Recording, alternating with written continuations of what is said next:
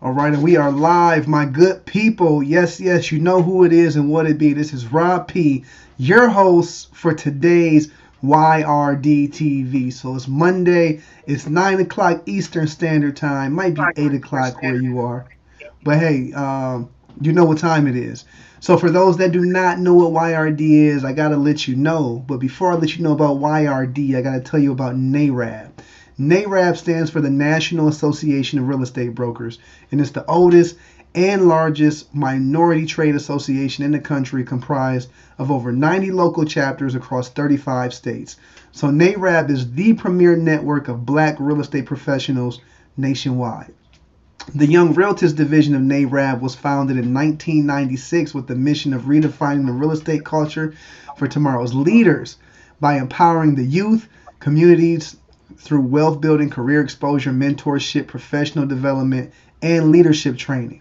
So with YRD TV, we are excited to have the opportunity to provide unique programming that will highlight and celebrate relevant information, policies, and real life stories surrounding black real estate in the United States. So this is a movement. If you're here right now, let me know what city you represent, what chapters you represent, what boards you represent.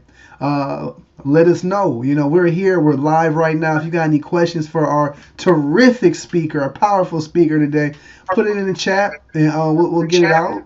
You know, and let's get it. But without further ado, I want to bring on our guest. He is a YRD co-founder. He is a lawyer out of Houston. He's the executive vice president of Arvo Realty Advisors. Let's bring up Mr. George Wyche Jr. What's up, sir? Hold on, hold on, hold on. How One are you time for the today? one time. One time for the one time. Yeah. Give it All right. up. What's going on, sir? Hey, man, just trying to make it like everybody out here in this world. I don't know, man. I think you already made it. I don't know. That's what it looked like. Never You take down? it So for you granted. down Something in? might be gaining on me. What you say? What somebody be gaining on you? I said, I don't look back. Something might be gaining on me. I think that's the key, man. Somebody told me, somebody wise said, Rob, don't look back in life. So don't look back. That's right. Unless you're reflecting on YRD, though. All right. That's acceptable. That's Absolutely. acceptable. So tell us, you're a founder. Can you tell us a little bit about the story or what role you played in the formation of YRD? What was the motivation and the inspiration for YRD? Well, the motivation was in my first meeting as general counsel of the National Association of Real Estate Brokers. I was attending my first board meeting in that capacity in 1995. When I sat down at the board table, I noticed that it was only me and possibly six other people that didn't have gray hair. So I feared the ultimate uh, aging out of the entire organization because I didn't see youth represented. And so what I did was I borrowed from my experience with the National Bar Association, the trade association for African American lawyers, where I had served as the national chair of the Young Lawyers Division. And so I already had a model and an experience that I thought, if implemented within the Realtist, would serve that organization well. And so I started planting that seed with the other co-founders, people like Ron Branch and Kenyatta Punter and Eve Moss and all of the several co-founders, Julius Cartwright, that's the direction that NARAB should go into in order to, create a mechanism to capture people that were new as realtors and new in the real estate profession and keep them engaged and foster future leadership for the organization. Absolutely. I mean, it's ingenious, honestly. You look at all these other organizations they have their young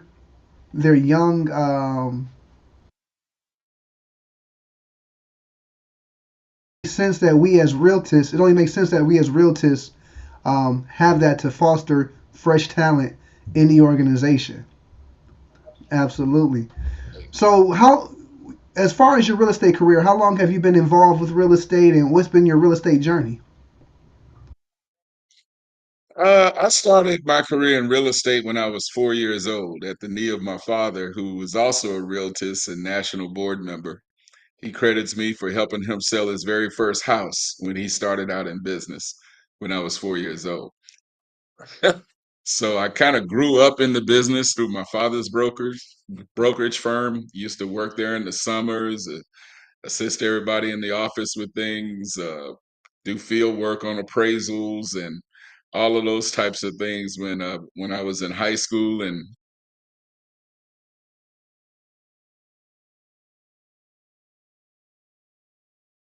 I did go a different route by pursuing the practice of law and going to Georgetown University Law Center to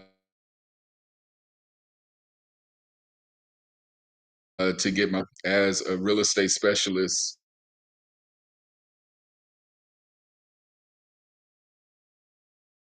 attorney. And did some real estate finance deals, my law firm as well. And then when I went over side,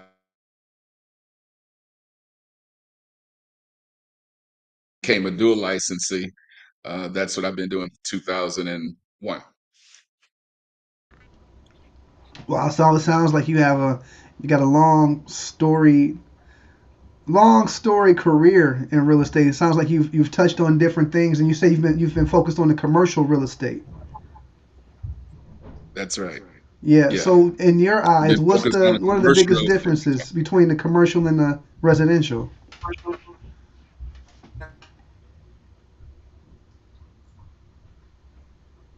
Look, one is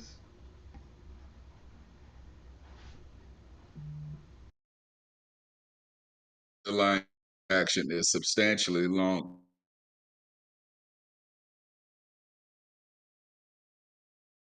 residential.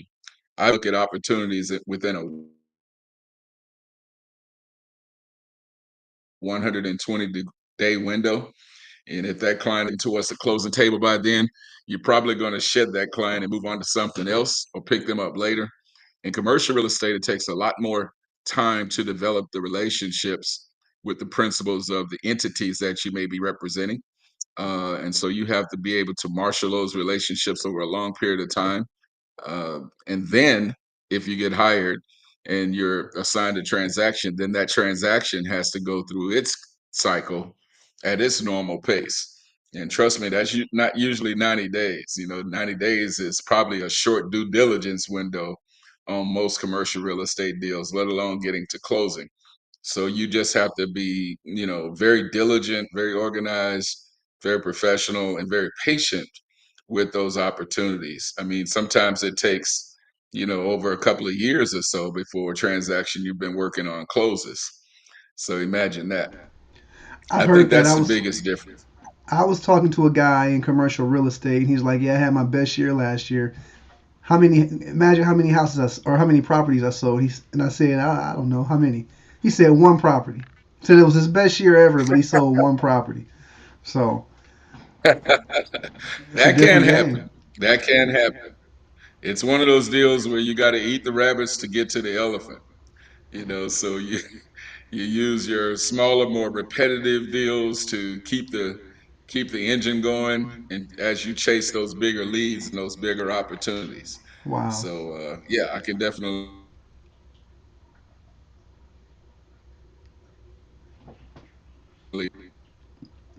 We're just having a little technical difficulty, like the connection's a little off, but it's all good.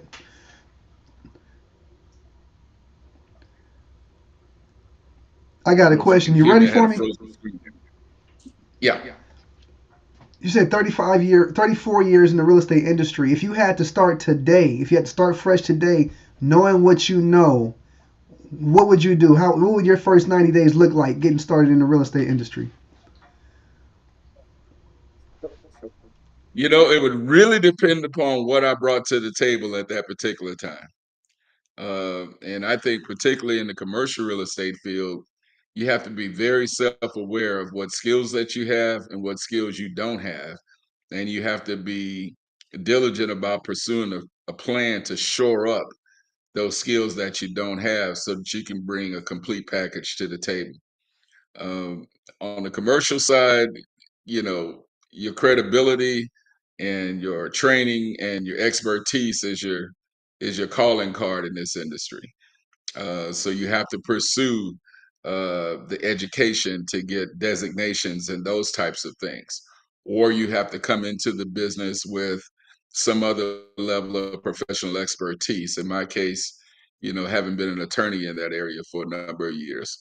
And then you have to get the technical acumen so that you can speak the language and give the advice that clients ultimately are going to invest millions of dollars on. So you have to take those classes that are offered and understand those things. And then it comes down to numbers. You have to understand those numbers and understand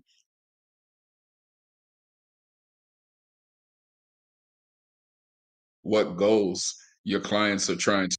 So, and then us also, in one of the key areas is build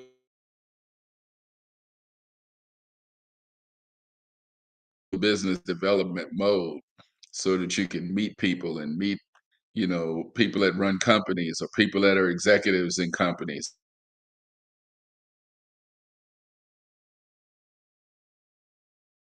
and get meetings and so forth, just so you can apprise them of what value add is in hopes that they'll hire you. So uh it depends on which set of skills that I just mentioned on that first day. What do I have that I'm bringing to the table, and how do I get the skills that I'm short on or don't have? I heard that. So it sounds like being hungry, having a passion and a thirst for knowledge, and also a propensity to build relationships. Absolutely. Also, in some instances, it's joining a team that strengthens your weaknesses and offsets the things that you don't prefer to do. There are less pleasant things with every career choice that you make, things that are necessary to keep the thing going, but you just don't like to do that. Find a team where there's somebody skilled at what you don't like to do or what you don't have a strong interest in, so that you can have that skill set and be able to leverage that while you focus on the things that you are good at. That makes sense. I'm a firm believer that teamwork makes the dream work, and I mean, I agree. When you work with a team, you can take things off your plate, focus on your strengths versus areas of opportunity. But there's also a lot to be learned in collaborating on a team in the real estate industry as well. So I agree. Absolutely. Yes, sir. Yes, Yep. sir. So we were talking just a little bit before we went live, and you're in the city of Houston. Everybody that's watching right now, we already know we're going to be in Houston come the beginning of August. So, what are some things? What do we need to see in Houston from your perspective?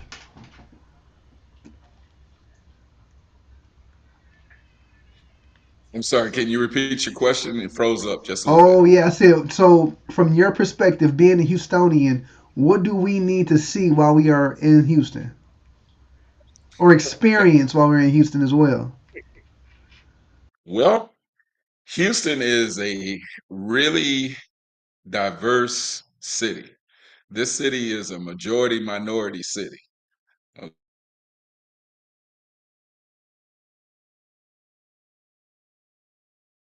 Okay. And it's a heavy food city. I mean, it's a foodie type of city. So, I mean, you can taste cuisine from all different types of cuisine around here at various price points, great settings, great atmosphere. So, if you're a foodie and you like and enjoy a good night out for dinner and stuff, you can definitely do that here around Houston. Of course, we have all the major sports teams here. And it's just a really open, friendly city. Even though it's so large, the fourth largest city in the country, we still find it to be very neighborly and friendly. And people help you get around. If you don't know what's going on, you can ask somebody. They won't smart aleck you too much, trying to give you something to do. So it's friendly, it's open. There's a variety of interests um, that can be brought to the table. So anything you want to do, it's here for I heard you. that. Okay. Well, And I'm looking forward this to it. city I know does I know we got a lot of realtors. Namely, we have our YRD president, Madam Tamisha Wells. She's from Houston. And the last time I was in Houston, she showed me some good spots. I had some good time. Heard some good music. Had some good food. So I'm excited because I know if I'm spending a week in Houston, I'm gonna see something. I'm gonna experience some things. Absolutely, Absolutely. And the incoming president of NARAB is based in Houston. So she is. our And eyes are trained on this convention like nobody's business. We're going to have a lot going on as we celebrate her ascending to the top of the ladder in NARAB. absolutely, in Houston. So it's gonna be a time. It's definitely going to be a That's right. time, and so we appreciate you taking the time to come spend time with us here. I got to ask you, what does YRD mean to you? It means the future of African Americans in real estate. Simple. Simply put, but that's very profound. Straight, Simple but profound. straight no chaser. Absolutely. Well, I like that. And I'm really Let me proud of ask you you, do you guys. have I'm proud of anything it. you want to share with the people before we get up out of here? I'm just really proud of, as a co-founder, you kind of look at the organization like one of your kids, really, and I am proud to see the growth, chapters sprouting up all over the country. I'm proud to see the quality of the leadership, the initiatives, how many touches you get with the members through all the various platforms that are available to you today. And when I attend NARAB meetings like the midwinter we just attended a couple of months ago, and I see the very opposite of what I saw in my first board meeting that I mentioned earlier. There's lots more people without gray hair in the organization than people with gray hair now. And so that is the very embodiment of the vision that myself and the other co-founders had when we started YRD. It's a beautiful thing to see, and we have a lot of fun with it too. I know me personally, I appreciate YRD because of the relationships that I have with like-minded individuals, like-hearted individuals across the country. And so for me, sometimes I might feel like I'm an alien in my own city, but when I get with my YRD brethren and my sisters, it's like it's like the mothership. It's like beam me up, Scotty. So I love it, and we appreciate you bringing your vision. Absolutely. And those, We appreciate your vision thank because you. without your vision, who knows if we will be here right now. Oh, well, I'm too modest to take all that on, but I will say that the bonds that you're forming now, you'll have even when you do have gray I heard hair. that. They'll That's last you real. your whole career. That's the beautiful thing. Andrew Scott says, "Great to hear from the founders. Y'all paved the way. Much appreciated. We appreciate you, sir." Absolutely. I appreciate you. Indeed. All right. Well, we're gonna let you go ahead and get back to your evening. But in the meantime, everybody stay tuned. If you haven't registered for the national convention, register now. I think early bird is over, but it's not too late. Go ahead and get it in because if you wait, that price is going to go up. It's going to be a time. So you know who it is and what it be. Again, this is Rob P with YRD TV, and I will see you all next week. All right now.